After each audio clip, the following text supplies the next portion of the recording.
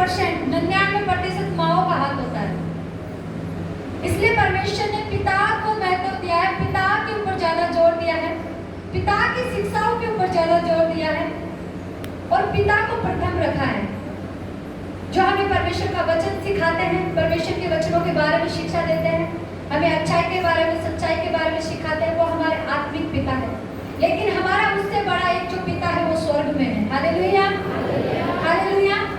हम परमेश्वर का धन्यवाद करेंगे इस सुंदर दिन के लिए, सुंदर अवसर के लिए। हम मीटिंग के बाद में इसका सम्मान भी करेंगे, आदर भी करेंगे हमारे आत्मिक पिता का। लेकिन उससे पहले हम वचन के अंदर जाएंगे और वचन की कुछ शिक्षाओं के बारे में हम सीखेंगे। आज मेरा टॉपिक नेहमिया के बारे में है, विषय जो है नेहमिया के बारे में। मैं नेहमिया की सेवकाई के बारे में यहाँ आज बात आपसे नहीं करूंगी।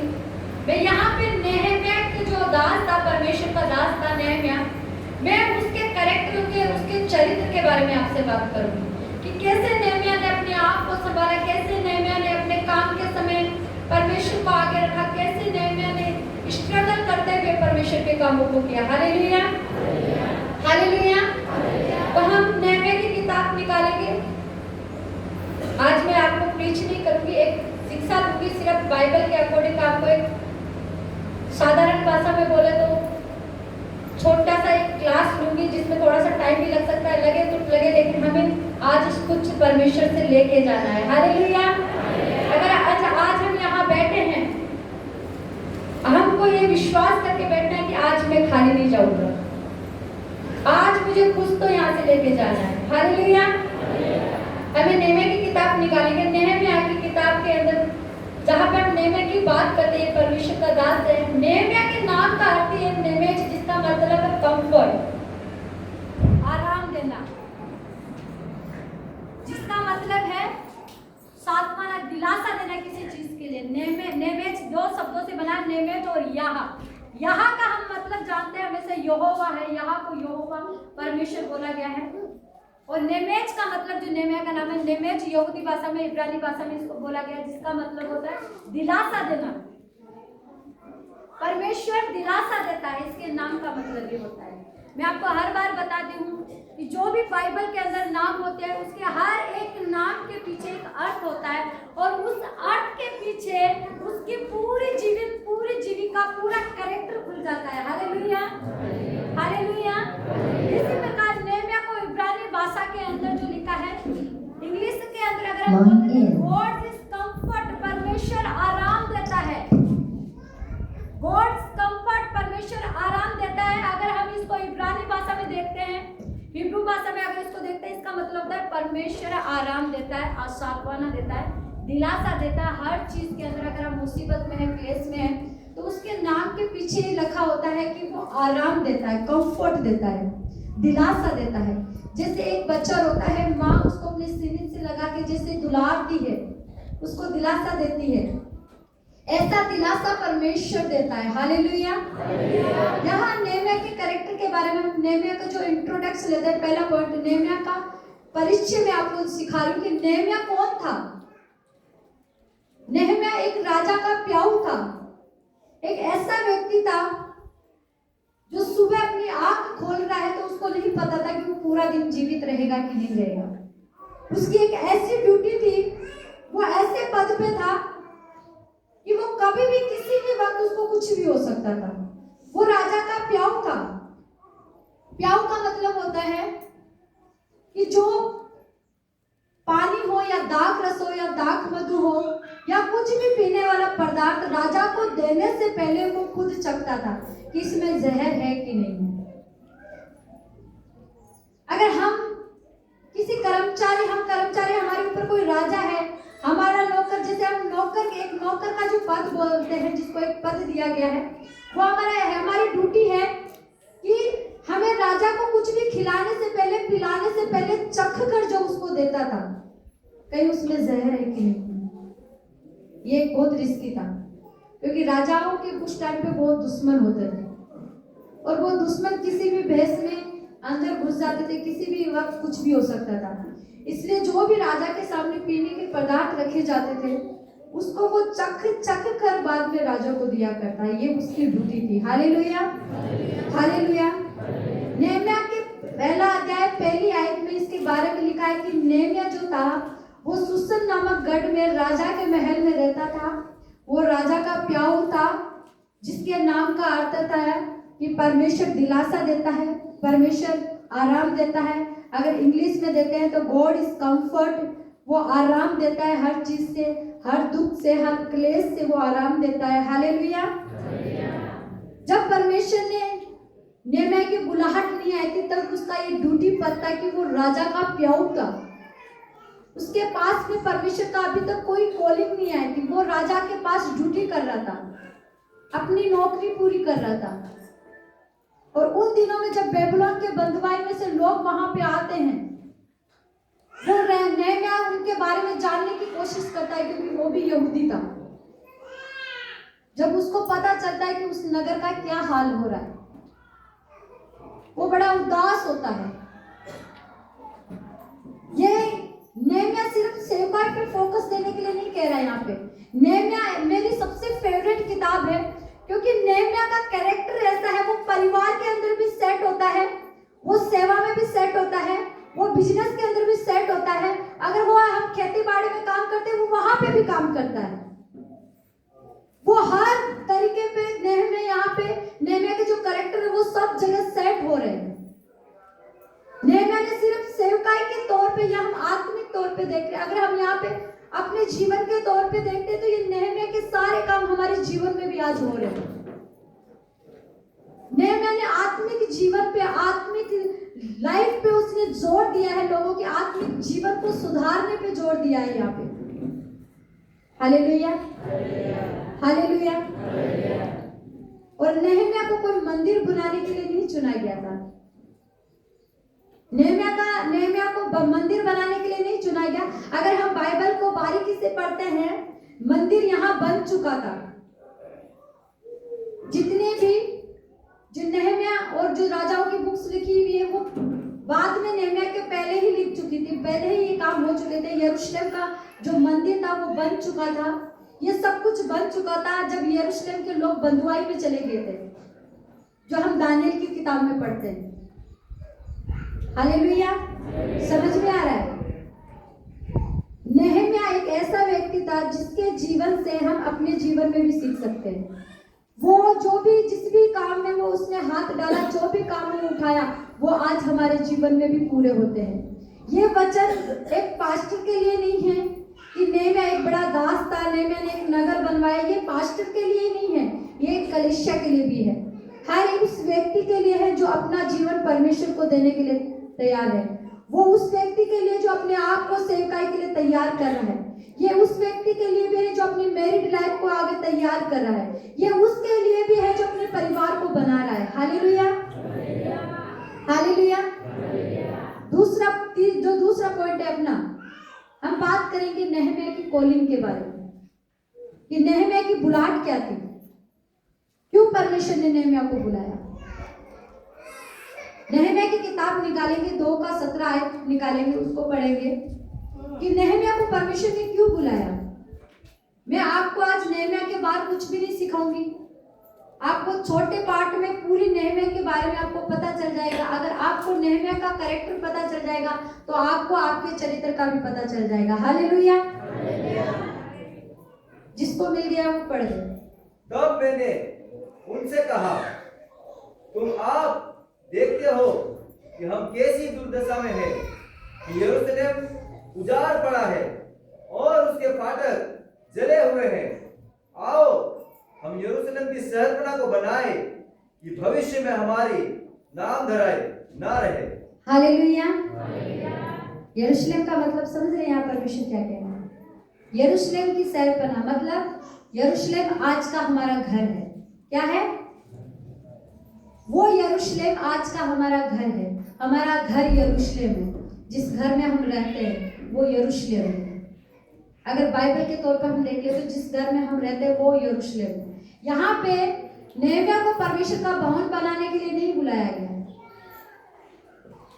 दाऊद को परमेश्वर के राज्य को स्थापित करने के लिए बुलाया गया था, ताकि वो युद्ध करके उन राज्यों को स्थापित करे, उन चीजों को मॉडिफाई करके एडजस्ट करे, उनको इकट्ठा करे।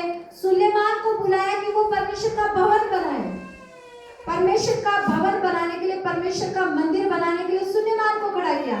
आज चर्च के अंदर पास्टर लोगों को खड़ा किया है कि वो परमेश्वर का भवन बनाए, कलीसिया को खड़ा करे। लेकिन नेहम्याह को परमेश्वर ने नगर बनाने के लिए, घर बनाने के लिए खड़ा किया है। हालेलुया। सबसे बड़ी बात, यहाँ पे जितने भी प्रचारक आते हैं वो सेवकाई पे फोकस करते हैं। उसने नेहम्याह ने कैसे कष्ट उठा के सेवकाई की, लेकिन कभी उन्होंने ये प्रचार नहीं किया कि नेहम्याह ने एक नगर बनाया था। क्या बनाया था? एक नगर को स्थापित किया था, एक राज्य को स्थापित किया था। उसने एक परिवार को बनाया था। यरूशलेम में हजारों परिवार थे उस टाइम पे, हजारों यहूदी लोग थे जिनके घर टूट चुके थे, जिनके दीवार टूट चुकी थी, जिनके फाटक जल चुके थे, कुछ भी नहीं था, सब कुछ खत्म हो गया था। उस यरूशलेम को बनाने के लिए परमेश्वर ने नेहम्याह को खड़ा किया था। यहाँ अगर हम 17 आयत में पढ़ता है, यहाँ साफ साफ लिखा है, नेहम्याह सेवकाई में आया, वो अलग बात है। नेहम्याह सेवकाई में एक पार्ट है ये सेवकाई का, कि नेहम्याह, परमेश्वर ने नेहम्याह को नगर बनाने के लिए खड़ा किया था। एक राज्य को वापस, जो टूटी हुई चीजें थी उनको बनाने के लिए खड़ा किया था।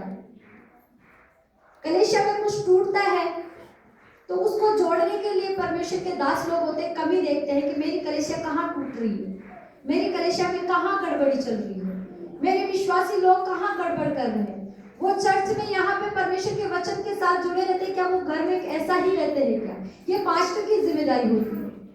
पास्टर अपने जीवन में इस तरीके से इसको लेता है। लेकिन एक परिवार जब इस नेहम्याह के कैरेक्टर को लेता है, जब एक व्यक्ति, एक पत्नी, एक पति इस कैरेक्टर अपने परिवार में लेते हैं, तो वो अपने परिवार की पीढ़ी को जोड़ने के बारे में सोचते हैं कि मेरे बच्चे प्रार्थना कर रहे हैं कि नहीं कर रहे, मेरे बच्चे वचन के साथ जुड़े हैं कि नहीं जुड़े, मेरे बच्चे कहीं गलत संगति में तो नहीं है। वो एक परिवार को जोड़ने के विषय पे बात करता है। एक पास्टर कलीसिया को जोड़ने के विषय में बात करती है, और नेहम्याह एक नगर को बनाने के विषय में बात कर रहा है। Hallelujah, hallelujah. समझ में आ रहा है? जिस नगर के फाटक जल चुके थे, जिस नगर में दीवारें टूट चुकी थी, सब घर तहस नहस हो चुके थे, कुछ भी नहीं बचा था वहां पे। आज हमारा यरूशलेम, हमारा घर भी टूटा हुआ है। कहीं पे भाई भाई की नहीं बनती, कहीं परिवार वालों की नहीं बनती, कहीं यरूशलेम जैसे अपने पड़ोसियों की नहीं बनती, अपने रिश्तेदारों की नहीं बनती। हमारा घर भी टूटा हुआ, हमारा नगर भी टूटा हुआ है। आज हमारे परिवार भी टूटे हुए हैं, हमारे बच्चे टूटे हुए हैं, गलत संगतियों में जा रहे हैं, गलत चीजों को कर रहे हैं। हमारे पति, हमारी पत्नियां बिगड़ी हुई है, आज गलत चीजों के अंदर जा रही है।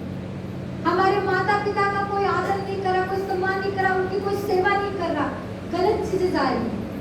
और हमारे माता पिता गलत कर रहे, वो भी गलत इंटेंशन में जा रहा है। Hallelujah, hallelujah. इसलिए परमेश्वर ने नेहम्याह को नगर बनाने के लिए खड़ा किया। अपने भाई का और बहन का हाथ पकड़ करके बोले कि परमेश्वर ने नेहम्याह को मंदिर बनाने के लिए नहीं, नगर को बनाने के लिए खड़ा किया है। इसलिए तू भी अपने घर को बना। तेरा जो घर जहां से टूटा है उसको बनाना शुरू करो। हालेलुया। समझे आप? परमेश्वर के दास लोग कलीसिया को बनाते हैं, लोगों को शिक्षा देकर उनको जोड़ते हैं, उनकी दुख वाली जिंदगी में, निराशा के अंदर परमेश्वर के वचन के द्वारा उनको शांति प्रदान करते हैं। जब वो बीमार होते हैं उनको परमेश्वर के वचन के द्वारा शांति देते हैं। वो लोगों को सही शिक्षा देते हैं, सही मार्गदर्शन दिखाते हैं। और परिवार के अंदर एक माता पिता अपने बच्चों को जोड़ते हैं, अपने बच्चों को सही शिक्षा देते हैं, अपने परिवार में जो कमी कटी आती है उनके अंदर काम करते हैं। और अगर एक सीएम और एक पीएम की बात करें तो वो पूरे देश, पूरे स्टेट को बनाने की बात करता है। Hallelujah, hallelujah. तो उसी समय जब यहूदी लोग नेहम्याह के पास आते हैं और उसको यरूशलेम का हाल बताते हैं, ये कॉलिंग थी नेहम्याह की। आपकी कॉलिंग क्या है? आप बिजनेसमैन हो, आपकी कॉलिंग हो सकती है, परमेश्वर आपको बिजनेस, जो आपका टूटा हुआ बिजनेस है, जो आपका बिखरा हुआ बिजनेस है, जहाँ पे आपकी इनकम नहीं हो रही, जहाँ आपका सोर्स नहीं बन रहा, जहाँ आपके क्लाइंट नहीं आ रहे, वो आपके ऊपर डिपेंड करता है कि आप अपने बिजनेस को कैसे बनाएं। आप माता पिता हैं, ये आपकी जिम्मेदारी है। आपका परिवार टूटा हुआ है, आपके बच्चे बिखरे हुए हैं, आपके पति नशे में हैं, आपके घर में बीमारियां हैं, ये आपकी जिम्मेदारी है, ये आपकी कॉलिंग है अपने परिवार को बनाना। एक पास्टर की कॉलिंग होती है अपने कलीसिया को बनाना, अपने कलीसिया को सही मार्ग देना, अपनी कलीसिया को जोड़ कर रखना। एक पीएम की जिम्मेदारी होती है पूरे भारतवर्ष के अंदर कहाँ कमी है, कहाँ काम करना है, कहाँ किसको सुरक्षा देनी है, कहाँ किसको सुविधाएं देनी है, एक पीएम का काम है। यहाँ परमेश्वर ने नेहमिया को उसी चीजों को बनाने के लिए खड़ा किया था, टूटी हुई चीजों को जोड़ने के लिए, टूटे हुए नगर को बसाने के लिए, टूटे हुए लोगों को जोड़ने के लिए। Hallelujah, hallelujah. जब यहूदी लोगों ने उसको समाचार दिया, नेहमिया रोने लगा। क्या करने लगा? नेहमिया रोने लगा, उसको दुख हुआ। किसके लिए? कि वो नगर खत्म हो चुका है। वो तुरंत उपवास प्रार्थना में बैठ गया। उसने यह नहीं सोचा कि मैं पहले एक बार पता कर लूं कितने लोग खत्म हो गए, कितने घर टूटे हुए, क्या है कैसा है, उसने नहीं सोचा। उसने ये नहीं सोचा कि मैं राजा की ड्यूटी में जाकर पहले राजा से पूछ लूं कि मैं प्रार्थना में जाऊं, या राजा का समय उस समय पीने का टाइम हो गया हूं, मैं पहले जाके राजा को दाख मधु पिला दूं, उसके बाद में प्रार्थना करूं। नेहमिया ने ऐसा नहीं सोचा, वो तुरंत उपवास प्रार्थना में बैठकर रोने लगा। आज हमारे घर में बीमारी आती है, हम सबसे पहले किसको फोन करते हैं? पास्टर को। आज हमारे परिवार में बच्चे बिगड़े हुए हैं, बच्चे गलत रास्ते पे जा रहे हैं, हम किसको दोष लगाते हैं? परमेश्वर को। आज हमारा कुछ छिन गया तो किसको दोष देते हैं? परमेश्वर को। आज हमारा कुछ बन नहीं पड़ रहा तो किसको दोष देते? दोस्तों। Hallelujah, hallelujah. लेकिन नेहमिया ने ऐसा नहीं किया। नेहमिया प्रार्थना करने बैठा, उपवास करे। पॉइंट, पहली कॉलिंग जो उसकी थी वो यरूशलेम को बनाने के लिए आया। क्या करने आया? यरूशलेम को बनाने के लिए परमेश्वर ने उसको चुना। दूसरी कॉलिंग, वो लोगों को एक करने के लिए परमेश्वर ने उसको चुना। जो लोग बिखर चुके थे, जो बंधुआई में जाने के बाद लोग अलग अलग हो चुके थे, कई मूर्ति पूजा में चले गए थे, कई वेश्याओं की तरफ चले गए थे, कई अन्य जातियों के अंदर घुस गए थे, कई दूसरे काम करने लगे थे, वो लोग बिखर चुके थे। उन लोगों को एक करने के लिए। तीसरी, आत्मिक सुधार के लिए, लोगों को व्यवस्था सिखाने के लिए। नेहमिया की 3 कॉलिंग थी। पहली कॉलिंग क्या थी? यरूशलेम बनाने के लिए परमेश्वर ने चुना था। कहे यरूशलेम बनाने के लिए चुना था। दूसरी कॉलिंग, जो दूसरी उसकी बुलाहट थी, लोगों को एक करने के लिए, लोगों को मेल मिलाप कराने के लिए परमेश्वर ने उसको चुना था। तीसरी जो उसकी बुलाहट थी वो आत्मिक सुधार के अंदर और परमेश्वर की व्यवस्था वचन को देने के लिए थी। हालेलुया। ये 3 मेन काम करने के लिए परमेश्वर ने नेहमिया को चुना था।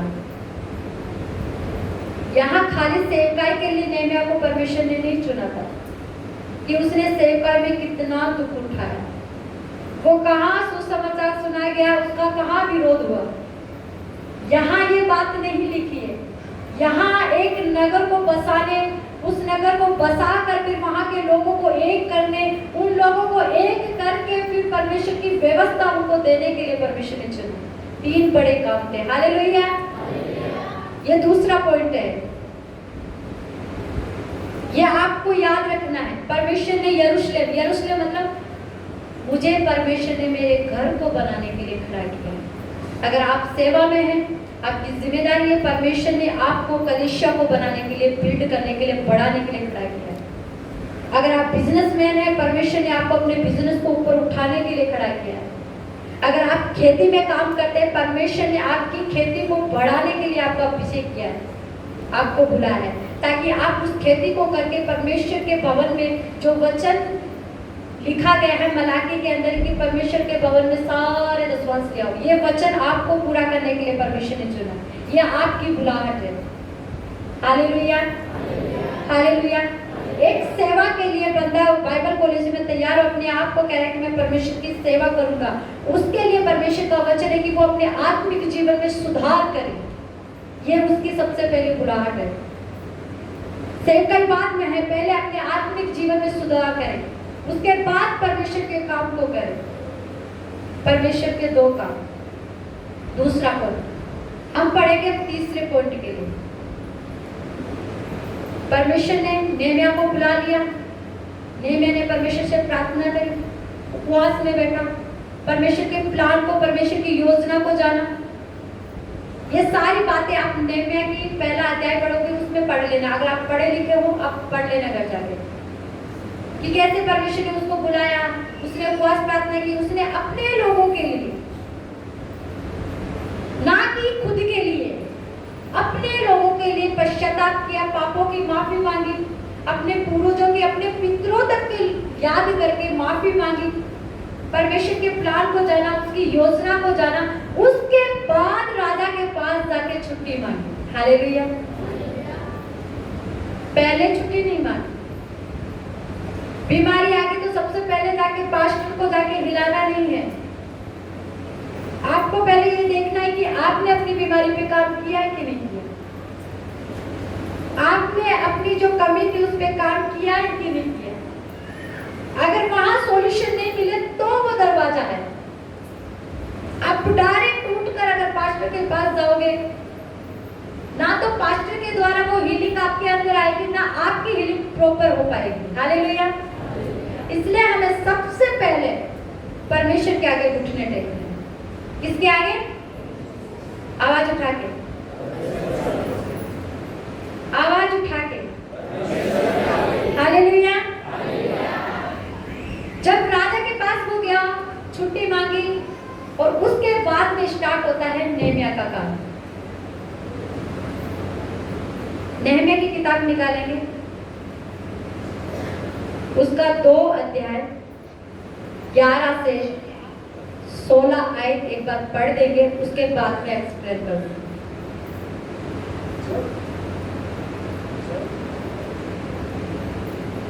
2 अध्याय 11 की 16 आयत। जब मैं यरूशलेम पहुंच गया तब वहां 3 दिन रहा।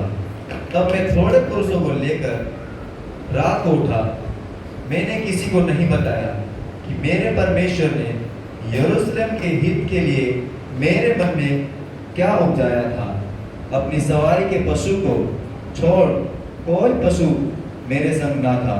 मैं रात को तराई के फाटक में होकर निकला और अजगर के सोते की ओर और पूरा फाटक के पास गया और यरूशलेम की टूटी हुई शहर बना और जले हुए फाटकों को देखा। तब मैं आगे बढ़कर सोते के फाटक और राजा के कुंड के पास गया, परंतु मेरी सवारी के पशु के लिए आगे जाने को स्थान ना था। तब मैं रात ही रात नाले से होकर शहरपना को देखता हुआ चढ़ गया, फिर घूमकर तराई के फाटक के भीतर आया और इस प्रकार लौट आया। हाकिम ना जानते थे कि मैं कहाँ गया और क्या करता था, वरन मैंने तब तक ना तो यहूदी को कुछ बताया था और ना याजकों को, ना रईसों को, ना हाकिमों को और ना दूसरे काम करने वालों को। हालेलुया। नेहमिया जब उसने परमेश्वर की बुलाहट पाके जब वो अपने काम के लिए निकला, वो अपनी सवारी लेके निकला। पॉइंट, हम दिन में अगर कोई काम का निरीक्षण करेंगे तो कौन देखते हैं? 4 लोग देखते हैं। क्या हम देखते हैं? बोलो, कौन देखते हैं? अगर हम घर में शादी ब्याह दिन में करेंगे तो कौन देखेंगे? 4 लोग। नेहम्याह को पता था शैतान की प्लानिंग। अगर वो दिन में उस नगर का पहरा करके चेक करता, उदाहरण के लिए आपके गांव में कोई पटवारी आया किसी जमीन का नाप लेने, किसी की जमीन को देखने के लिए, पड़ोसी उठ के आता है कि नहीं आता? आता है कि नहीं आता?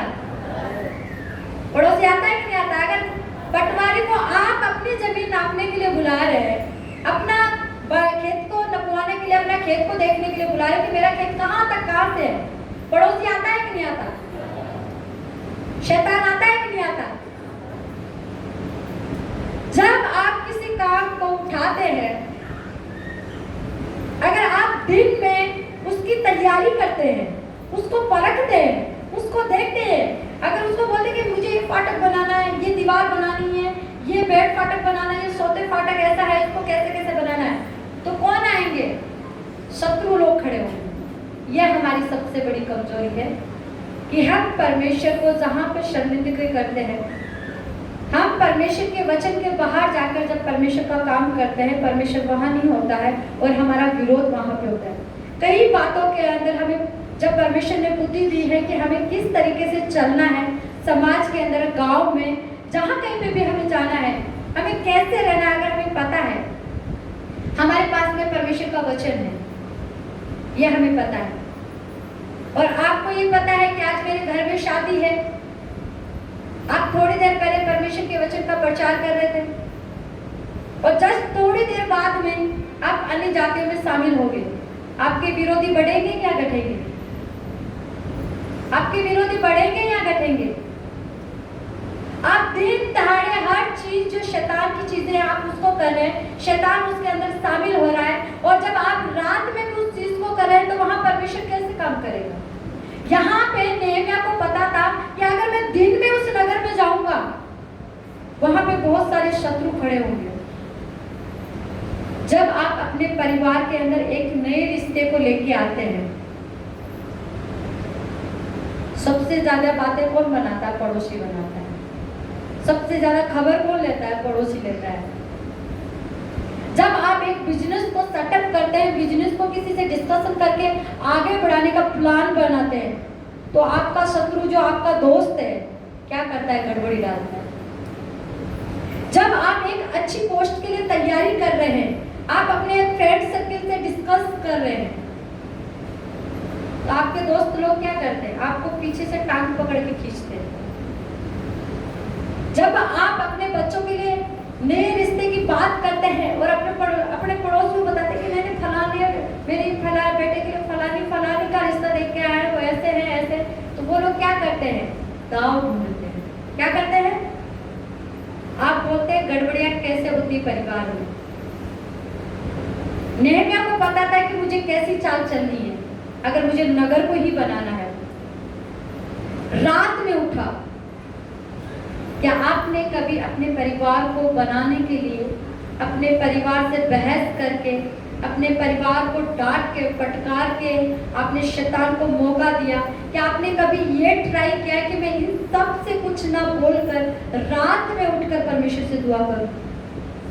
क्या आप लोगों ने कभी ऐसा सोचा? नेहम्याह क्यों रात में गया देखने के लिए? क्योंकि उसको पता है परमेश्वर उसके साथ है। उसको पता है रात में शैतान इतना ध्यान नहीं देगा। वो प्रार्थना के साथ उठ के गया था। वो पहले प्रार्थना करके निकला था, डिसीजन लेने के बाद भी प्रार्थना करी, और जब वो नगर में जा रहा है रात में, तब भी प्रार्थना के साथ में जा रहा है। जब उसने जाके देखा, मेन दरवाजे, मेन फाटक जले हुए थे, जिस नगर के अंदर लोग जाते थे, वो मेन गेट, अगर आपके घर का दरवाजा, मेन गेट टूटा हुआ हो, चोर आसानी से घुस सकता है। क्यों? क्योंकि मेन दरवाजा आपका टूटा हुआ है। अगर हमारे जीवन का आत्मिक दरवाजा टूटा हुआ है प्रार्थना का, तो शैतान का आसान वेपन, आसान तरीका है घुसने का। अगर आपका व्यभिचार करने की आदत है, ये शैतान का वेपन है, हथियार है आपको व्यभिचार में डालना। आपकी संगति आपसे छूट नहीं रही, आपकी आदत आपसे छूट नहीं रही, ये शैतान का हथियार है। अपने दरवाजे को चेक करना है, आपकी प्रार्थना कहाँ रुकी हुई है।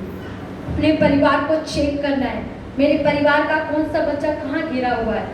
अपने बिजनेस को चेक करना है, कहाँ कमी आ रही है। अपनी खेती बाड़ी को चेक करना है, कहाँ कमी आ रही, क्यों नहीं पक पा रहा है।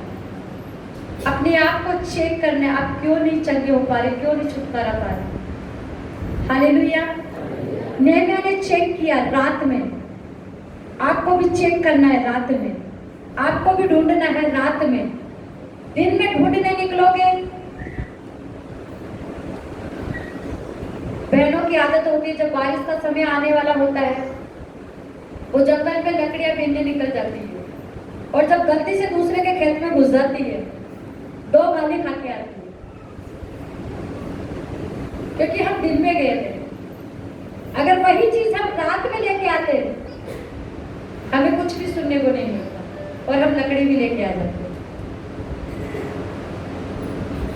यहाँ पे अगर हमें शैतान को हराना है तो हमें कब जागना है? रात में।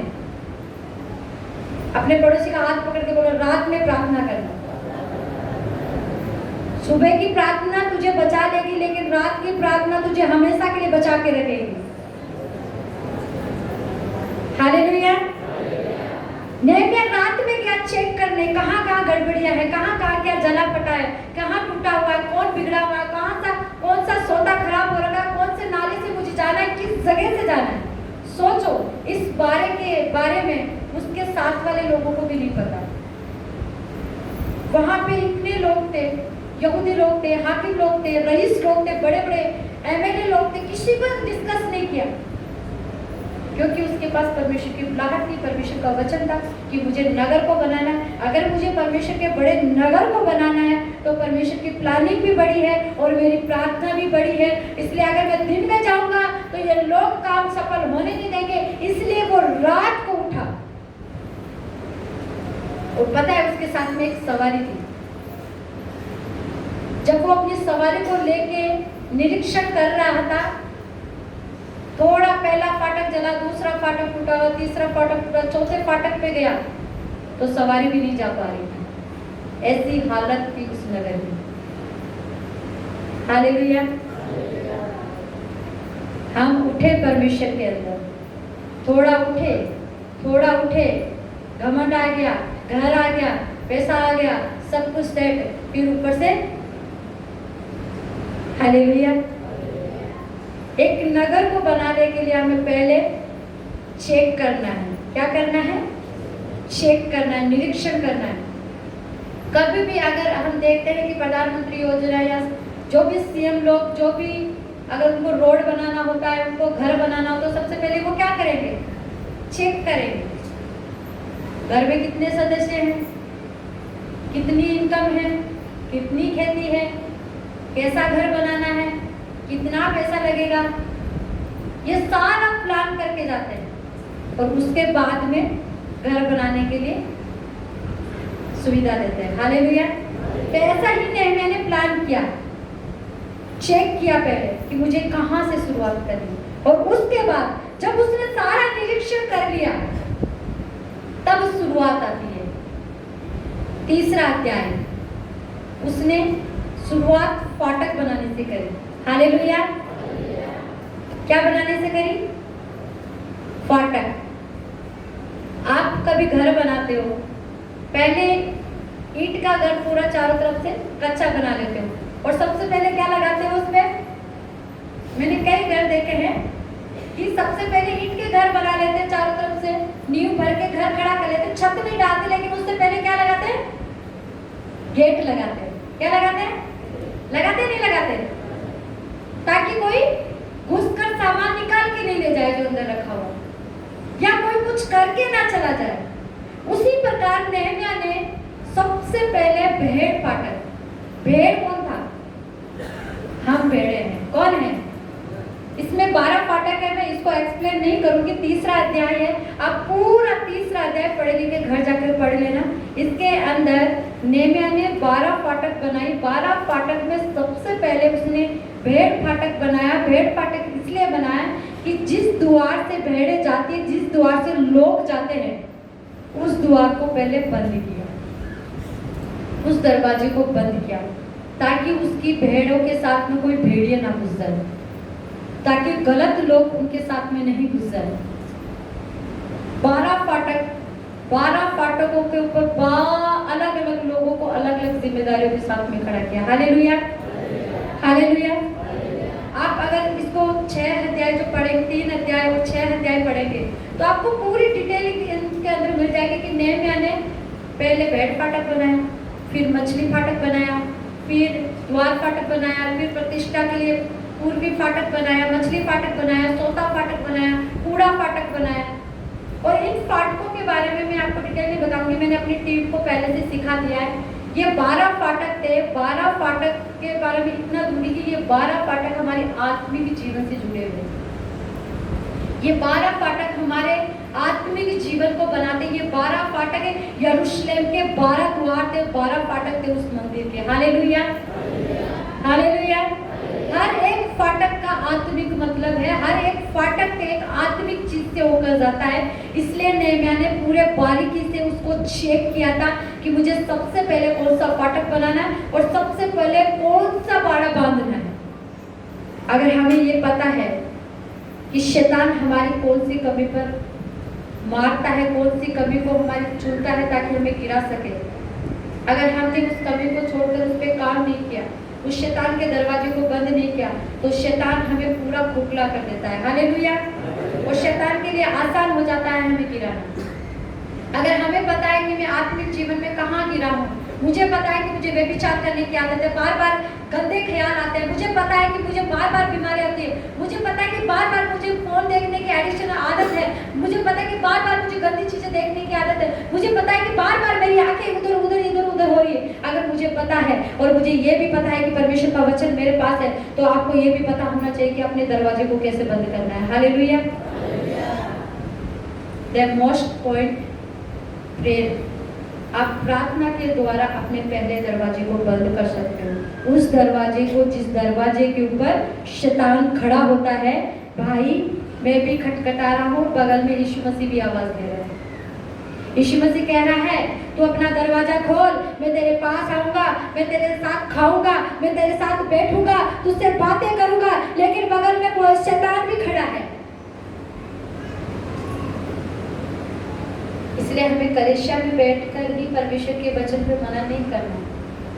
गेट के बाहर आपका दोस्त जो आपने बना रखा है, घर से लेके आए थे और आपने बाहर तक उसको छोड़ दिया कि मैं मीटिंग में जाके आता हूँ, तो यहाँ इंतजार करके साथ में चलेंगे। और वो दोस्त आपको पता है आपकी बीमारी हो सकती है, आपकी आदतें हो सकती है, आपकी कमियां हो सकती है। जो उसको बाहर है उसको बाहर ही रहने दो, उसको अंदर मत घुसाओ। जो आपके जीवन के बाहर चीजें आपको समझ में नहीं आ रही, उसको बाहर ही रहने दो। उसको अपने आत्मिक जीवन में लाके अपना जीवन खराब मत करो। Hallelujah, hallelujah. जब नेहम्याह ने सारे फाटक बनवा दिए, सब कुछ काम कंप्लीट कर दिया, उसकी पहली जो बुलाहट थी वो यहाँ कंप्लीट हो जाती। यरूशलेम बनाने की जो पहली बुलाहट थी यहाँ कंप्लीट हो जाते। उसने 12 दरवाजे, 12 फाटक बनवा दिए। 12 फाटकों के अंदर जितने दरवाजे थे, उनकी कड़ियां लगाने के लिए, उनके जितने भी काम करने वाले थे, एक एक फाटक को नेहम्याह ने नहीं बनाया अकेले। आप ये मत समझिए कि नेहम्याह ने अकेले फाटक बनाया, यार बड़ा ताकतवर आदमी था, बड़ा मजबूत आदमी था, उसने अकेले 12 फाटक बना दिए। नहीं, आप डिटेल पढ़ना। हर एक फाटक को हर एक परिवार ने बनाया था। किसने बनाया था? हर एक फाटक को एक परिवार ने बनाया था। ध्यान से बाइबल पढ़ना। भेड़ फाटक से लेकर लास्ट पश्चिम फाटक जो एंड फाटक आता है, वो सारे फाटकों को परिवार ने बनाया था। आज हमारा परिवार क्या अपने फाटकों को बनाने के लिए खड़ा है? क्या आज हमारा परिवार आज भी इकट्ठा होकर प्रार्थना करके तैयार रहता है, परमेश्वर के कामों के लिए तैयार रहता है, अपने आप को परमेश्वर को सौंपने के लिए?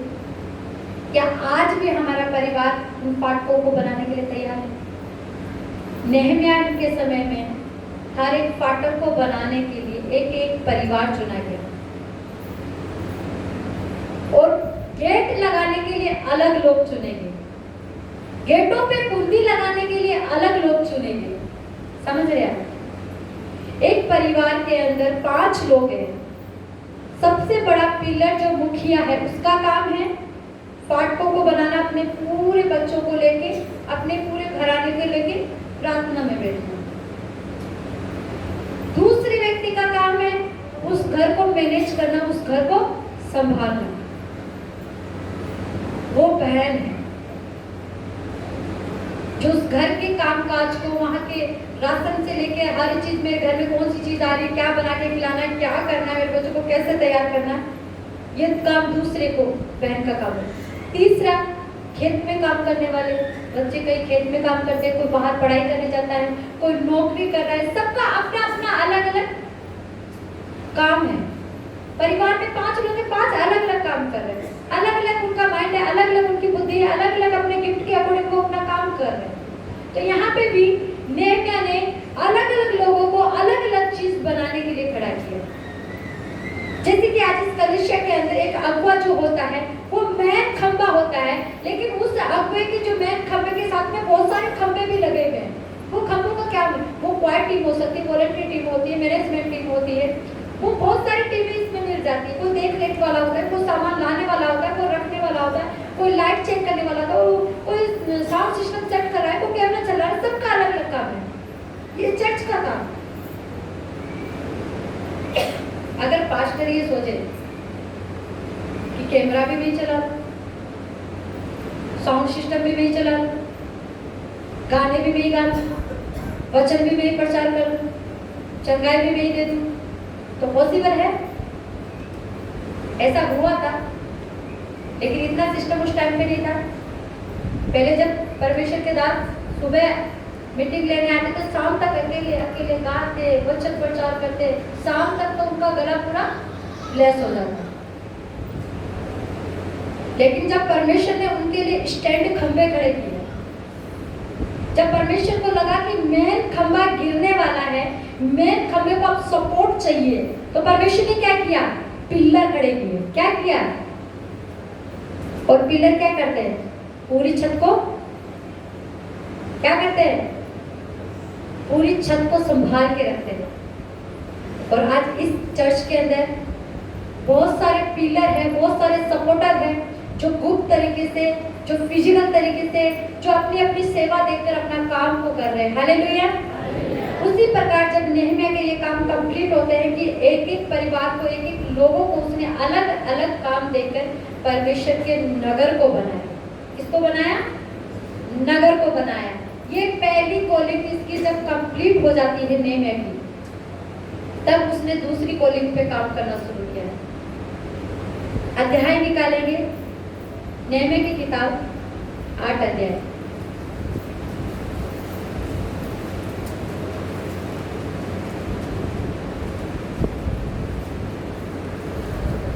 सॉरी 5 अध्याय निकालेंगे, 5।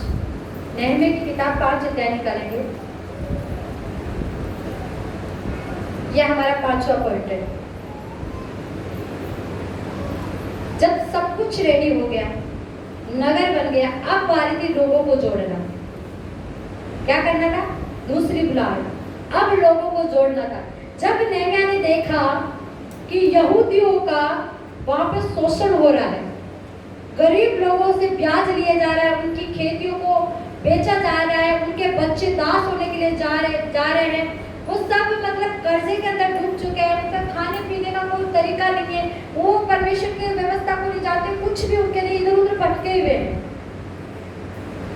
यहाँ जब हम 6 आयत से पढ़ते हैं 12 आयत तक, यहाँ पे नेहम्याह ने सारे जितने हाकिम लोग थे, रईस लोग थे, मैं डिटेल में आपके सामने नहीं पढ़ूंगी क्योंकि ये बहुत बड़ा है। आप ये नेहम्याह की किताब को जब आप पढ़ेंगे अपने आप समझ में आ जाएगा।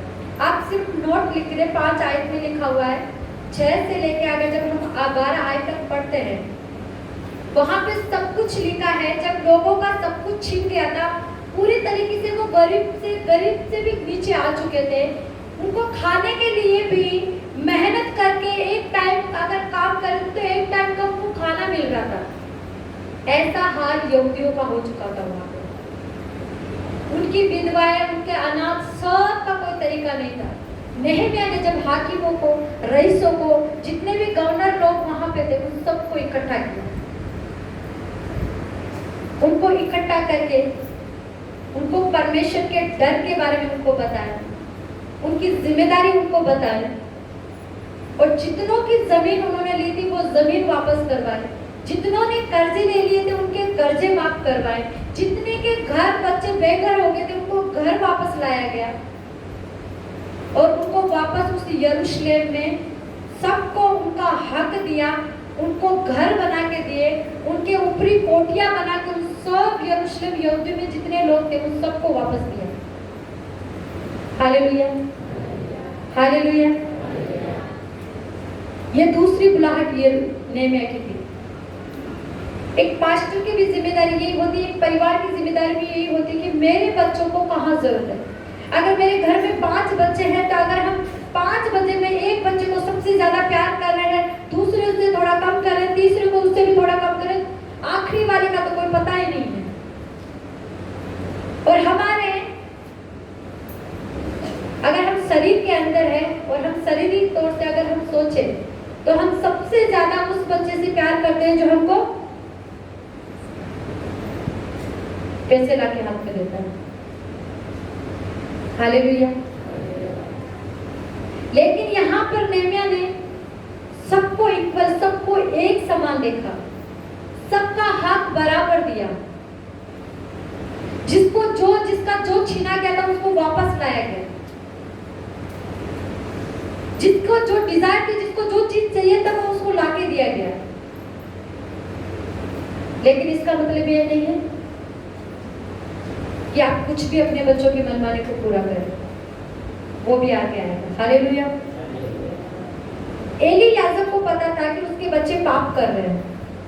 एली याजक को पता था कि उसके बच्चे परमेश्वर के भवन की डेवड़ी की भेंटों को उठा कर खा रहे हैं। वहां पे जो लड़कियां सेवा करती थी, बहनें सेवा करती थी, उनके साथ गलत काम कर रहे। एली याजक को अपने बच्चों की करतूतें पता थी कि मेरा बच्चा गलत काम कर रहा है, मेरा बच्चा परमेश्वर के वचन के खिलाफ जा रहा है, मेरा बच्चा गलत काम कर रहा है, व्यभिचार में पड़ा हुआ है। फिर भी एली याजक ने कभी अपने बच्चों से कुछ नहीं कहा। क्यों? प्यार सुधर जाएगा। हालेलुया। यही प्यार बच्चों को गलत रास्ते पे लेके जाता है, और जब हम उसका हाल देखते हैं, उसका पूरा परिवार नष्ट हो गया था। यहाँ पे नेहमिया ने इसी सुधार के ऊपर ज्यादा ध्यान दिया था। लोगों को पहले एक किया, परिवारों को एक किया, जो परिवार बिखर गए थे, चेक किया, परिवारों को इकट्ठा किया, उनका जो खेती बाड़ी जो उनका नाश हो गया था, जो कर्जे में थे, सबको कर्जा माफ किया, सबको छुड़ाया उन चीजों से, और सबको अपना अपना घर, अपना अपना खेती बाड़ी देके उनको उनकी जगह पे खड़ा किया। हालेलुया। ये नेहमिया की दूसरी कॉलिंग थी, दूसरी बुलाहट। और जब हम तीसरी चीज देखते हैं यहाँ की नेहमिया की बुलाहट के अंदर, उस समय नेहमिया को यहूदा राज्य का राज्यपाल बना दिया गया, गवर्नर बना दिया गया था। ऑब्वियसली एक अगर मंत्री या एक एमएलए अच्छा काम करेगा अपने लोगों के लिए, अपनी जनता के लिए, उसकी पोस्ट हाई होगी क्या नहीं होगी? आज वो एमएलए है, वो अपने गांव में, नगर में अच्छा काम कर रहा है, लोग खुश होंगे उससे। जब वो सीएम के इलेक्शन के लिए खड़ा होगा तो वो जीतेगा कि नहीं जीतेगा? नेहमिया प्याऊ था, क्या था? राजा का प्याऊ था। लेकिन यहूदा के अंदर, जब यहूदा देश यरूशलेम में आके यहूदियों के सारे कामों को उसने किया, जितना नगर बसाना था उसने बसाया, सब लोगों को, परिवार को बसाया, सब कुछ कर दिया। उन्हें यहूदा देश का, जो यहूदा राज्य था पूरा, उसका गवर्नर बन गया। क्या बन गया? गवर्नर, राज्यपाल जिसको बोलते हैं, हिंदी में राज्यपाल बन गया। जैसे अपने राज्य का राज्यपाल होता है ना, वैसे ही राज्यपाल एक पद उसको मिल गया, एक गवर्नमेंट पद उसको मिल गया। एक की जो प्याऊ था राजा का, उसको गवर्नमेंट पद मिल गया, लेकिन उसने अपने पद का घमंड नहीं किया, उसने अपना पद नहीं लिया। हालेलुया। यहाँ पे अगर हम देखते हैं 18 आयत में यहाँ लिखा है कि जो प्रतिदिन के लिए तैयार किया जाता है, एक बैग 6 अच्छी अच्छी भेड़े बकरियां, मेरे लिए चिड़िया भी तैयार की जाती। 10 दिन के बाद भांति भांति का दाग में तैयार होता था, तो भी मैंने अधिपति के हक का भोजन नहीं खाया। हालेलुया। क्योंकि अगर एक कॉलिंग पे आया हुआ बंदा है, एक बुलाहट पे आया हुआ व्यक्ति, उसको पता है कि मेरा ये काम है। उदाहरण के लिए आज सीएम बन गया, कोई पीएम बन गया, अगर उसको जनता के ऊपर ध्यान नहीं है, वो दूसरी चीजों पे ध्यान दे रहा है, वो शेर सपाटा में ध्यान दे रहा है, वो इधर घूम रहा है उधर घूम रहा है, उसको कोई मतलब नहीं उसके राज्य में क्या हो रहा है। वो आज यहाँ पार्टी कर रहा है, आज उस थिएटर में जा रहा है, आज उस पब में जा रहा है, आज उस बार में जा रहा है, उसको कोई मतलब नहीं है। प्रजा कितनी नाच में जाए, वो अपना काम कर रहा है, तो वो अपनी बुलाहट में नहीं होता है। लेकिन वो बंदा बुलाहट में होता है जिसको ये पता है कि मैं एक प्याऊ के पद पे था, वो एक राजा के राइट हैंड पे था, वो रोज एक स्ट्रगल से निकल रहा था। उसको पता था कि मैं इस पद में जब था तो उसको परमेश्वर के वचन का बारीकी से पता था कि मैं जो मेरा पद है मैं उससे आगे नहीं बढ़ूंगा, जो परमेश्वर ने दायरा बांधा है मैं उससे आगे नहीं बढ़ूंगा। आज ये सबसे बड़ी कलीसियाओं में गड़बड़ियां चल रही है, ये परिवार में भी गड़बड़ियां चल रही है। अगर परिवार में एक बच्चे को दायरा दिया जाता है कि बेटा बाइबल में लिखा है ऐसा नहीं करना, बेटा नहीं बोलता नहीं मैं तो यही करूंगा, आप बच्चे हैं सुधर जाएंगे, बच्चे हैं सुधर जाएंगे, ऐसा कर करके बच्चों की शादी भी हो जाती है, बच्चों के बच्चे भी हो जाते हैं, बूढ़े भी हो जाते हैं, ऐसे करके वो नरक में चले जाते हैं, लेकिन उनकी आदतें कभी नहीं सुधरती। जो परमेश्वर का वचन जानने से पहले नहीं सुधरा, क्या वो वचन के मानने के बाद भी जब उसके पास व्यवस्था आ गई तब भी वो नहीं सुधरा, क्या आप गारंटी ले सकते हो वो बाद में सुधरेगा? हालेलुया। नेहमिया को पता था अगर मैं सारे काम छोड़कर मैं राज्यपाल के पद पे आराम से बैठ जाऊंगा, जो मेरे लिए रोज रोज अच्छा अच्छा पकवान बन रहा है, अच्छा अच्छा चीजें आ रही है, मैं खाऊंगा, तो उसका ध्यान क्या हो जाता? डिस्टर्ब हो जाता। आज यही है, अगर किसी परिवार में किसी बहुत ज्यादा बीमार होता है, अगर पास्टर को उस परिवार में अगर बोलते पास्टर को, पास्टर साहब आपको दुआ करने आना है, ऐसे ऐसे केस है, मरने वाला है, आप दुआ करने आ जाओ। और उसी समय एक पास्टर के पास एक कॉल हो रहा है, पास्टर साहब आज हमारे घर में बकरा कटा है, मुर्गी कटी है, तो आप खाने पे भी आओ, दुआ भी करेंगे। पास्टर साहब कहाँ जाएंगे?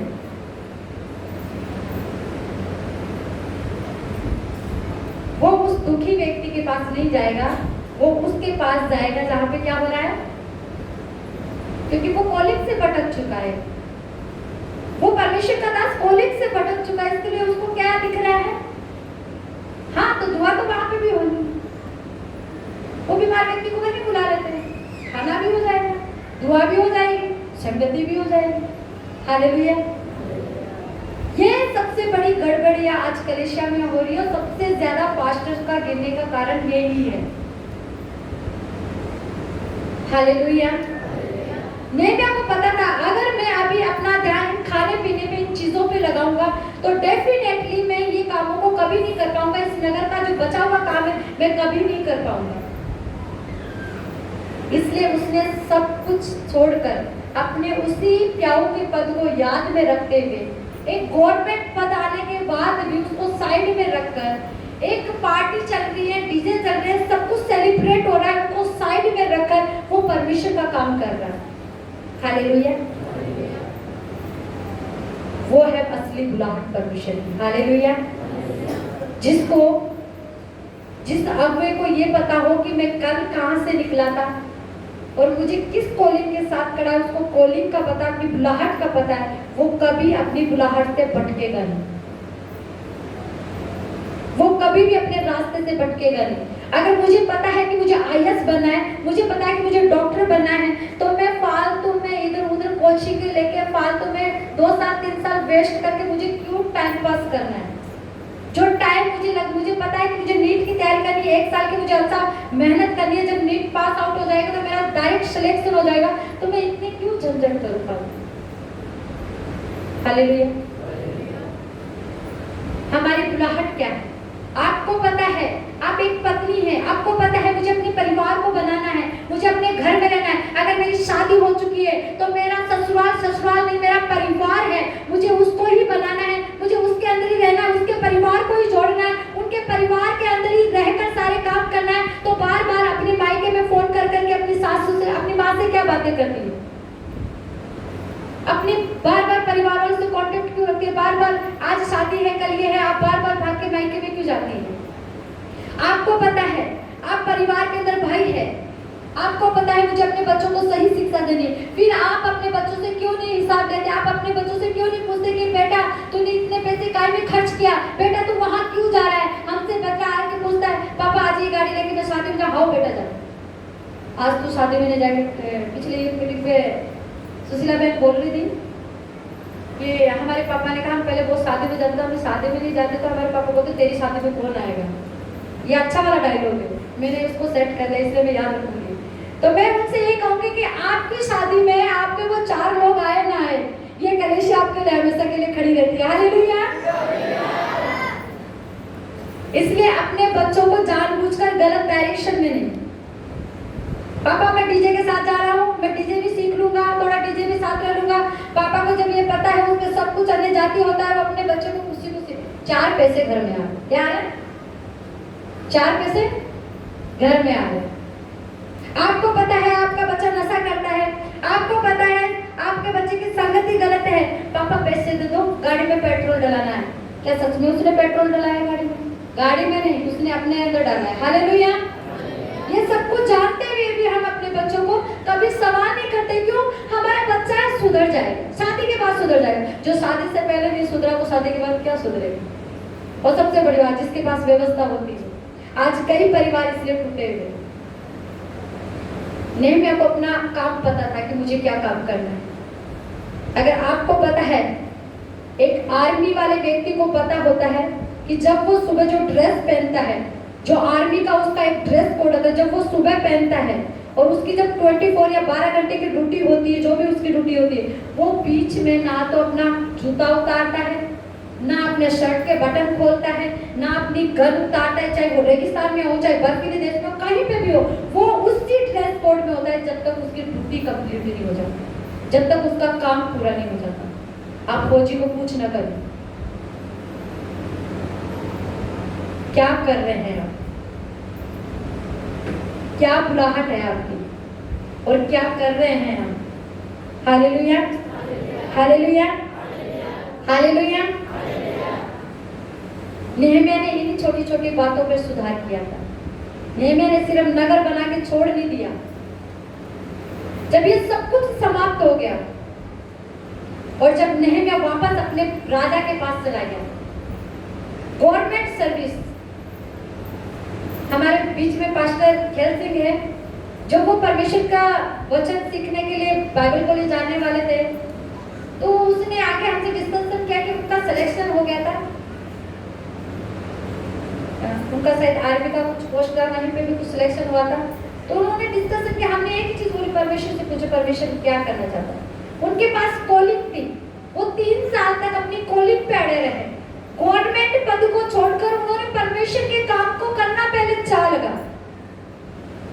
क्या परमेश्वर ने उनके जीवन में कोई कमी की? उनके पहनने में, उनके हर एक खाने में या किसी चीज में उनने कोई कमी की? हालेलुया। नेहमिया को पता था कि मैं राजा के नीचे चुना गया हूँ। नेहमिया को पता था कि मेरी कॉलिंग क्या है। अगर मैं कॉलिंग से बाहर दूसरा काम करूंगा, अगर मुझे डॉक्टर बनाने के लिए परमेश्वर ने बुलाया है, अगर मैं नर्स का काम करूंगा तो वो मेरी कॉलिंग नहीं है। अगर आपको कलीसिया के अंदर, आपको परमेश्वर ने फाइनेंस के अंदर, आपको खेती बाड़ी में आशीष देके कलीसिया की मदद करने के लिए उठाया है, खड़ा किया है, और आप अपनी दूसरी कॉलिंग कर रहे हैं क्या?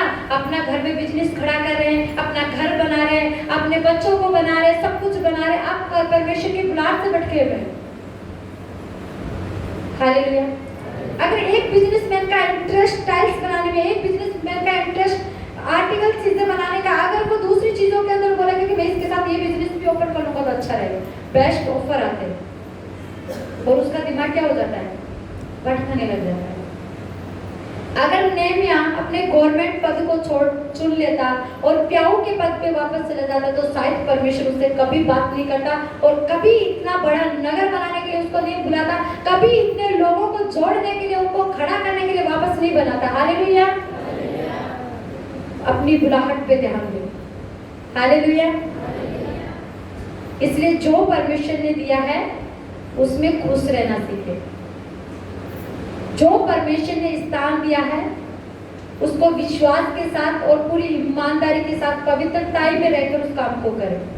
जो गिफ्ट परमेश्वर ने दिया उसकी कदर करें, उसका आदर करें, उसका ऑनर करें। हालेलुया। हालेलुया। जब सब कुछ कंप्लीट हो गया, परिवार बन गया, घर बन गया, नगर बन गए, बच्चे बस गए, सब कुछ सही सही हो गया, नेहमिया ने वो सारा कार्यभार किसको सौंप दिया? वहां के याजक लोगों को। यरूशलेम में जो सेवा करने वाले लोग थे, काम करने वाले लोग थे, वहां पे अलग अलग पद दे दिया। परमेश्वर के मंदिर की सेवा के लिए अलग दे दिए, वहां की लीडिंग करने के लिए अलग लोगों को दे दिया, वहां पे हर अलग अलग काम अलग अलग लोगों को दे दिया। अगर हम ये 8 अध्याय 7 अध्याय में पढ़ेंगे तो सब मिल जाता है हमें। अलग अलग लोगों को अलग अलग काम दे के, सब कुछ उनका काम सौंप के, उसको ड्यूटी सौंप के, सब कुछ अपना काम अपनी सेटअप पे करते रहते, ऐसा सब कुछ सौंप के वो अपने राजा के पास वापस चला गया। फिर 2-3 साल बाद में जब उसको लगता है कि एक बार फिर से मैं अपने, ये आखिरी पॉइंट है, आखिरी नहीं अभी आखिरी थोड़ा और बचा है, जब उसको लगा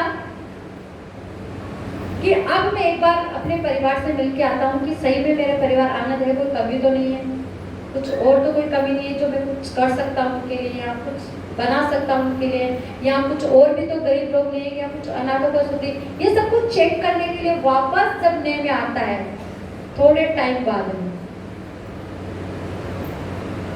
छठा पॉइंट है यरूशलेम के निर्माण के बाद जो गड़बड़ियां हुई।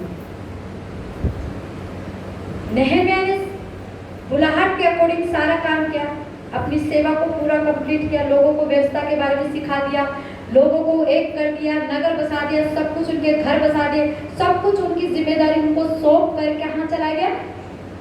अपने राजा के पास।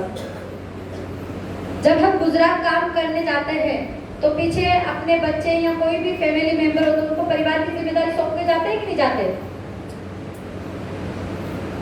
जब जाते हैं तो हमारे पीछे क्या हो जाता है? लड़के लड़कियां भाग जाते हैं। हालेलुया। ये गांव में होता है।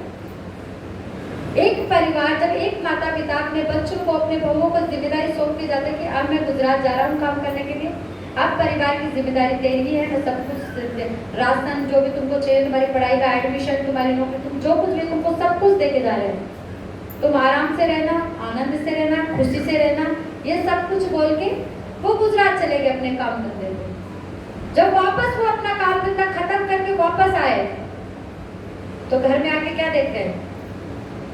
मेरी तो लड़की है ही नहीं घर में, मेरा तो लड़का किसी लड़की को लिया है, मेरी तो बहू भी भाग गई, मेरे घर में तो लड़ाई झगड़े हो रहे हैं, यही चीजें तो क्या देख लोगे आके? ऐसा क्यों हुआ? ऐसी गड़बड़ियां कहाँ हो रही थी? यरूशलेम में हो रही थी। और आज हमारे यरूशलेम में भी यही गड़बड़ियां हो रही हैं। आज हमारा भी परिवार इसी तरीके से बिखरे हुए हैं। क्यों? क्योंकि हम पूरे विश्वास के साथ उनको जोड़ के जाते, लेकिन वो पीछे उनकी खबर नहीं ले रहे थे बीच बीच में। तो वो खबर लेने के लिए नेहमिया वापस आया, क्योंकि नेहमिया को डाउट था नेहमिया को। इसलिए जब वो वापस यरूशलेम में आया, और जब हम ये पढ़ते हैं 13 अध्याय में लिखा, जब वो वापस यरूशलेम में आया, जब उसने देखा जो उसके दुश्मन लोग थे, जो विरोध हो रहा था उसका बीच बीच में फाटक बनाने के लिए, जो उसके शत्रु लोग थे, जो उसके हर एक काम में विरोध कर रहे थे, एक एक जगह पे विरोध कर रहे हैं, उन लोगों से याजकों ने समझौता कर लिया। क्या कर लिया? कॉम्प्रोमाइज, समझौता कर लिया। जैसे कि आज हम समाज से समझौता करके बैठे हैं। क्या है भाई? मजबूरी है, समाज में रहते हैं। उसी प्रकार यहाँ पे यरूशलेम में याजक लोगों ने अन्य जाति लोगों के शत्रुओं के साथ में समझौता कर लिया। वहां की जो स्त्रियां थी वो अन्य जाति लोगों के साथ में जाने लगी, और वहाँ के जो लोग थे अन्य जाति स्त्रियों को अपने घर में लाने लगे। फिर से वही गरीब उनसे चंदा लेने लगे, उनसे ब्याज लेने लगे, उन लोगों को फिर से गरीब अनाथों की सुधि नहीं दी जा रही थी, फिर से विधवाओं के साथ गलत अन्याय हो रहा था, फिर से वहाँ पे लेन देन हो रहा था, सब बिक्री वगैरह वहाँ पे यरूशलेम में वापस से शुरू होने लगे। जब नेहम्याह ने ये सब कुछ आके देखा कि परमेश्वर का जो भंडार है, जिसके अंदर परमेश्वर की पवित्र वस्तुएं आती है, उस भंडार के ऊपर याजक ने अन्य जाति व्यक्ति को ठहरा दिया, उसके लिए घर बना के उसको वहां रख रखा है। नेहम्याह को गुस्सा आया और उसने उस व्यक्ति को बाहर निकाला, वहां पे जितना भी उसका सामान था उसका बाहर फेंक दिया।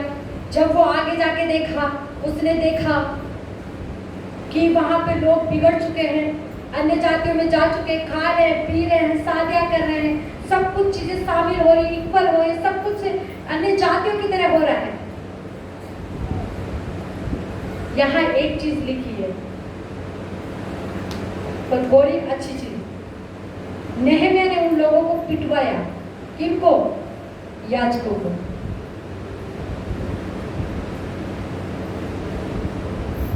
नेहम्याह ने याजकों को पिटवाया, और जो उनके साथ में मिलने वाले थे अन्य जाति, उनको भी पिटवाया, उनके बाल मुचवाए कि तुमको इतना सिखाने के बाद, इतना बनाने के बाद, इतना सब कुछ सुविधा देने के बाद तुम आज भी वही चीजें कर रहे हो।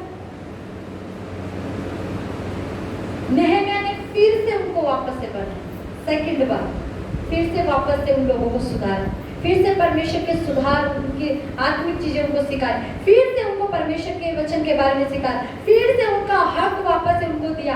इस कारण की वजह से जहाँ पे जब ये गड़बड़ियां हो रही थी, उसकी वजह से जब उसने देखा परमेश्वर का जो परमेश्वर के भवन के अंदर जो लोग परमेश्वर के वचन को दे रहे थे, जो वर्शिपर थे, जो वहाँ के रख रखाव वाले थे, वो सब लोग यरूशलेम को छोड़ छोड़ के भाग गए थे। क्यों? ये बड़ा दुख वाला पॉइंट है, लेकिन परमेश्वर का वचन इसलिए मुझे देना पड़ेगा। वो इसलिए जो लेवी लोग परमेश्वर के भवन में सेवा दे रहे थे, जो गवैये लोग थे, जो गाना गाने वाले, वर्शिप करने वाले थे, जो वचन का परमेश्वर को वचन देने वाले थे, और जो परमेश्वर के कामों को करने वाले थे, वहां के रख रखाव देखने करने वाले लोग परमेश्वर के भवन के थे, यरूशलेम के परमेश्वर के भवन में थे। वहां के जो याजक लोग थे उनका खर्चा नहीं दे रहे थे। आप 13 अध्याय पढ़ना, उनका खर्चा नहीं दे रहे थे, उनके निज भाग से उनको अलग कर दिया। इसलिए वो लोग क्या कर रहे थे?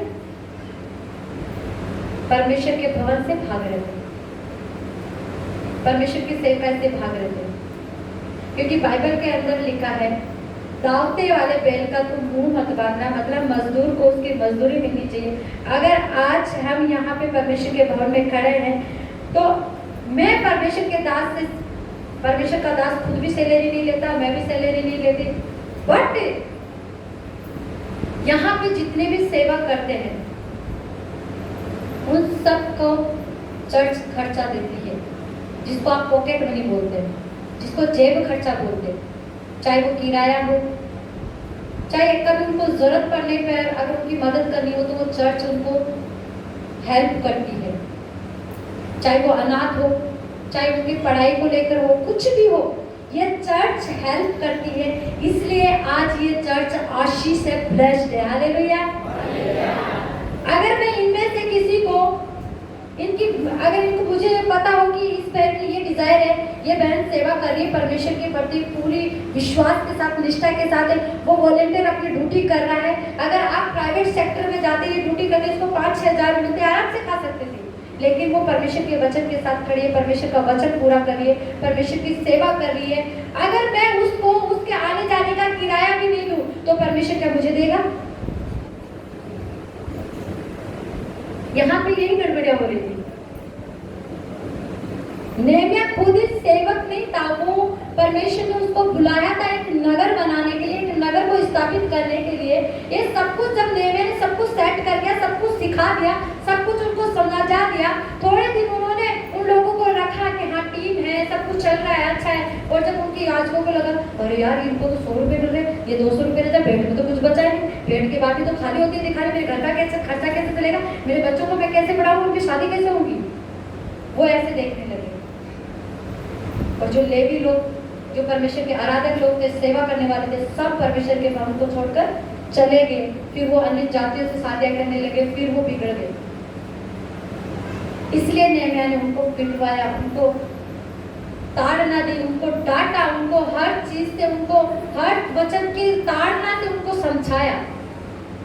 तब वापस से उन लेवी पदों को उनका पद दिया गया, उनकी जगह उनको दी गई, उनका जो नियम था उनको ठहराया गया कि जो परमेश्वर ने दिया है वो इन्हीं के लिए। हालेलुया। बाइबल में मलाकी में वचन ये लिखा कि तुम परमेश्वर के घर, परमेश्वर के दास के घर में बेटे ले आओ। इट्स नॉट, ये रॉन्ग है। उसमें ये लिखा परमेश्वर के भवन में लेके आओ, ताकि परमेश्वर के भवन में जो लोग रहते हैं वो खा पी सके। जो परमेश्वर के घर में जो लोग रहते हैं, वहां सेवा करते हैं, वो उनके लिए परमेश्वर ने दिया था। लेकिन आज की कलीसिया में बहुत गलत होता है। इसलिए परमेश्वर ना तो उनको आत्माओं में आगे बढ़ा रहा है, ना आत्मिक चीजों में, ना फाइनेंस के अंदर। आज भी वो कल भी वहीं पे थे, आज भी वहीं पे दिखते, आज भी वहीं पे। पर परमेश्वर का धन्यवाद हो, ये सत्य का वचन परमेश्वर ने हमें दिया। और जब सत्य का आत्मा आता है वो सारी चीजें खोल के रखता है, और जब वो आता है तो वो सब कुछ साफ कर देता है। और आज अपना चर्च इसलिए ब्लेस्ड है क्योंकि हम वचन के साथ खड़े हैं। Hallelujah, hallelujah. आखिरी बात, जब भी ये सारी बातें होती थी, परमेश्वर का दास जब नेहम्याह प्रार्थना करता था, नेहम्याह ने कभी अपने लिए प्रार्थना नहीं करी। मैं आपको हर बार बोलती हूँ, मैं खुद भी आज भी अपने लिए प्रार्थना नहीं करती। मुझे बहुत जरूरत है, मुझे बहुत जरूरत है प्रार्थनाओं की। ये मेरी जिम्मेदारी नहीं कि मैं अपने लिए प्रार्थना करूं, ये आपकी जिम्मेदारी कि आप लोग मेरे लिए प्रार्थना करें। लेकिन यहाँ नेहम्याह हर बार परमेश्वर जब भी प्रार्थना करता था, एक ही बात बोलता था। सब लोगों के लिए प्रार्थना होने के बाद एक वर्ड बोलता था, हे परमेश्वर, तू मेरे हित के लिए मुझे याद रख। कि जो नेहम्याह, इसका मतलब है कि जो कुछ भी प्रार्थना परमेश्वर से नेहम्याह करता था, वहां पे एक ही शब्द बोलता है कि परमेश्वर, जो कुछ भी प्रार्थना कर रहा हूँ, जो कुछ भी मैं तेरे लोगों के लिए कर रहा हूँ, जो कुछ भी मैं मेहनत कर रहा हूँ, उसको तू याद रख, मुझे भी याद रखना कि मैं भी हूँ। हालेलुया। लेकिन हमारी प्रार्थना उल्टी है, पहले हम अपने लिए प्रार्थना करते हैं, परमेश्वर का दास तो जाने दो।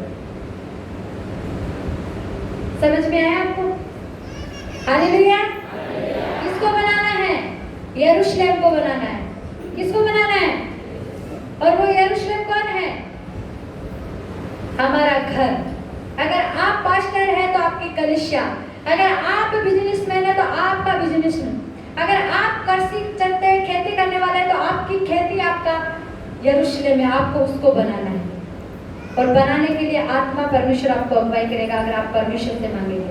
आपको तैयारी करनी है, आपको पहले निरीक्षण करना है, आपको पता करना है, आपको जांचना है पहले। एक बार मैं पॉइंट आपको फिर से बताती हूँ।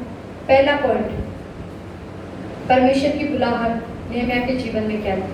आपकी बुलाहट क्या है? आपको चेक करना है, परमेश्वर ने आपको क्यों बुलाया है, आपको पता करना है। और आपको ये भी याद रखना है कि आप कौन हैं। दूसरी, जिस बुलाहट से परमेश्वर ने आपको बुलाया है, क्या आप वो काम कर रहे हैं या उस काम से बढ़कर दूसरा काम करने लगे हैं? तीसरा पॉइंट,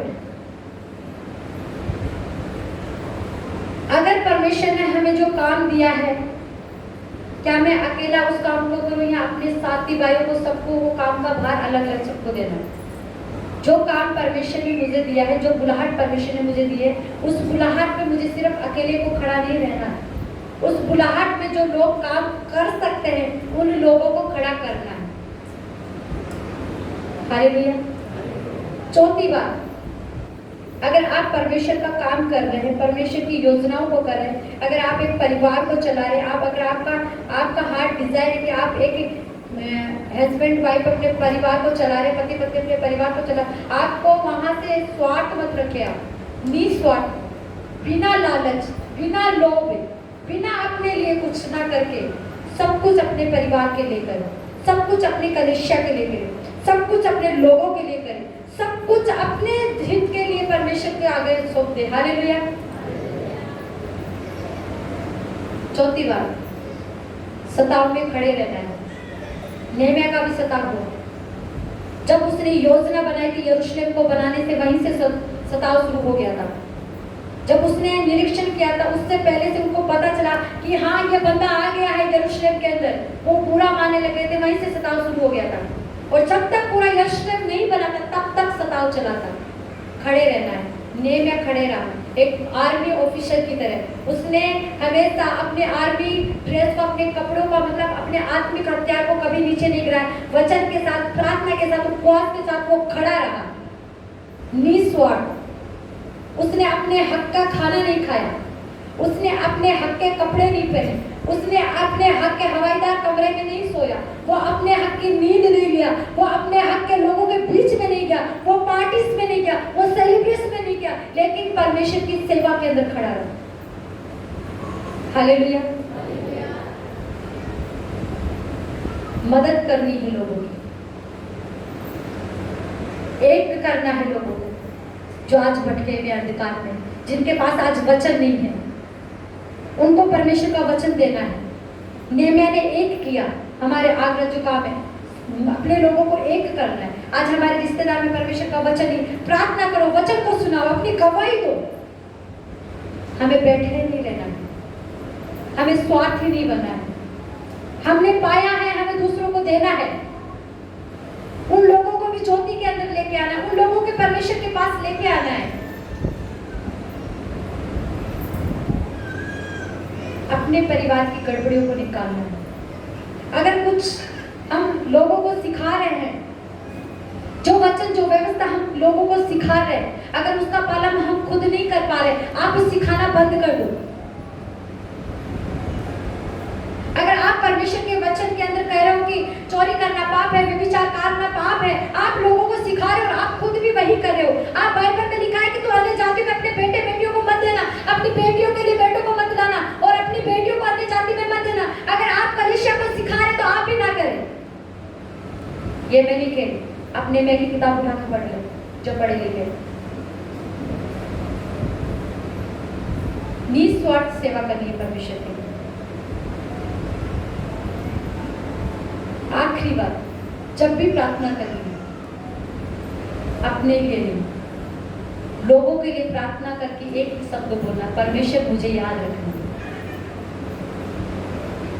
प्रभु मेरे पड़ोस में बीमार व्यक्ति है, मैं उस बहन के लिए प्रार्थना करती हूँ, तो उसको चंगा कर प्रभु, लेकिन तू मुझे भी याद रखना।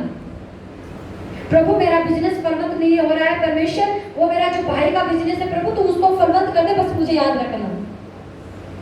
मेरे बच्चे जॉब नहीं लग रहे परमेश्वर, मेरे बच्चे लगे या ना लगे वो तेरी इच्छा है परमेश्वर, लेकिन मेरे पड़ोस के बच्चे अच्छा पढ़ाई करते हैं प्रभु, तुमको आगे बढ़ाना, उनको ऊंचे पद पर लेके जाना, लेकिन मेरे बच्चों को भी याद रखना। हालेलुया। अपने लिए नहीं, अपनों के लिए। हालेलुया। सब अपनी आंखों को बंद करेंगे प्रार्थना में शायद।